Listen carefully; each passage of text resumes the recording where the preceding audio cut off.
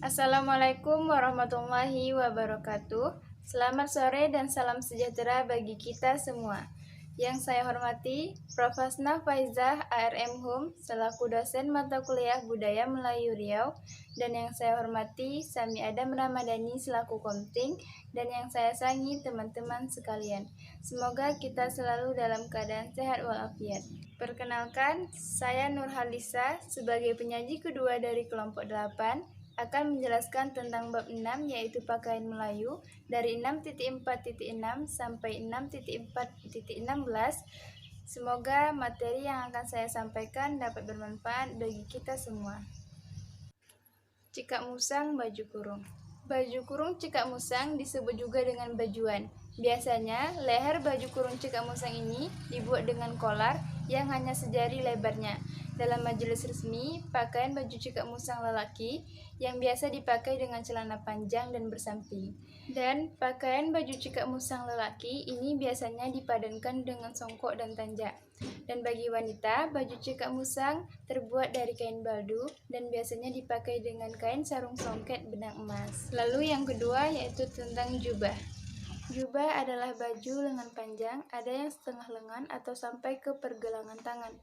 Jadi bagian bawah baju ini yaitu sampai ke pertengahan betis. Biasanya baju ini terbuat dari kain tebal dan biasa dipakai oleh tuan guru, syekh, imam masjid, khatib dan bilal, dan orang yang telah menunaikan ibadah haji. Selanjutnya yaitu tentang kasah. Kasah adalah sejenis kain putih yang tenunannya jarang-jarang, dan kain ini dianggap kain yang bermutu rendah.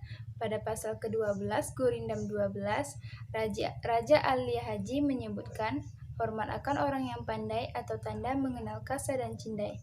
Kerudung. Kerudung yaitu yang berbentuk persegi empat memanjang yang diberi corak dan motif. Fungsi utama dari kerudung yaitu sebagai penutup rambut. Kerudung adalah lambang kesopanan dan ketauladan dari perempuan-perempuan Melayu. Selanjutnya yaitu tentang lampin. Lampin merupakan bagian dari kain bedung, biasanya 4 persegi yang berwarna putih dan dipasangkan kepada bayi sebagai pengganti fungsi celana. Panjang lampin yaitu sekitar 2,5 jengkal, yaitu tergantung pada besar bayi. Sarung. Kain sarung terbuat dari sutra dan songket yang dibuat untuk raja-raja dan bangsawan Melayu dengan bahan-bahan yaitu dari benang sutra dari India dan Cina. Jadi, motif dari kain sarung ini sangat beragam jenisnya. Yang pertama, kain sarung lekat, dan yang kedua, kain sarung Samarinda, ketiga, kain sarung batik, dan yang keempat, kain sarung songket. Kain sarung pelekat yaitu terbuat dari benang kapas dan berwarna lembut dan lebih banyak dipadukan dengan warna putih. Sedangkan kain sarung Samarinda yaitu yang berwarna lebih terang dan dibuat dari benang polister yang licin dan panas. 6.4.12 Selendang. Selendang adalah kain yang terbuat dari sutra atau katun yang dikenakan dengan menutup kepala dan kedua ujungnya menjuntai di dada. Pada umumnya, selendang adalah perlengkapan pakaian perempuan untuk menutup dada, kepala, dan bahu. 6.4.13 Serban. Serban adalah penutup kepala yang digunakan oleh laki-laki, berupa kain putih lembut dan jarang tenunannya, dan dipakai menutupi kepala dan rambut. Ini disebut juga dengan turban yang berasal dari istilah Parsi, dulban. Serban dan kopiah adalah dua jenis penutup kepala yang dipakai berpasangan.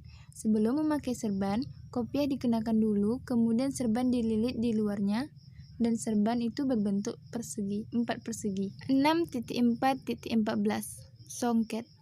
Songket adalah kain tradisional dengan corak motif yang indah, dibuat dengan menggunakan benang dari kapas, benang-benang perak, emas, dan lain-lain. Kain songket biasa dipakai untuk perlengkapan pakaian tradisional. 6.4.15 Teluk belanga baju kurung. Baju kurung teluk belanga biasa dikenakan untuk pakaian laki-laki. Kaum lelaki memakai baju kurung teluk belanga dengan celana panjang yang lebar, di bagian kakinya dan di bagian pinggangnya berkarat seperti celana Cina. 6.4.16 Tanjak. sejenis tutup kepala yang dipakai sehari-hari atau peristiwa tertentu seperti yang dianjurkan pada, contohnya yaitu majelis perkawinan, sunat rasul, hari raya, dan lain-lain. Baiklah, sekian dari saya. Terima kasih dan Assalamualaikum warahmatullahi wabarakatuh.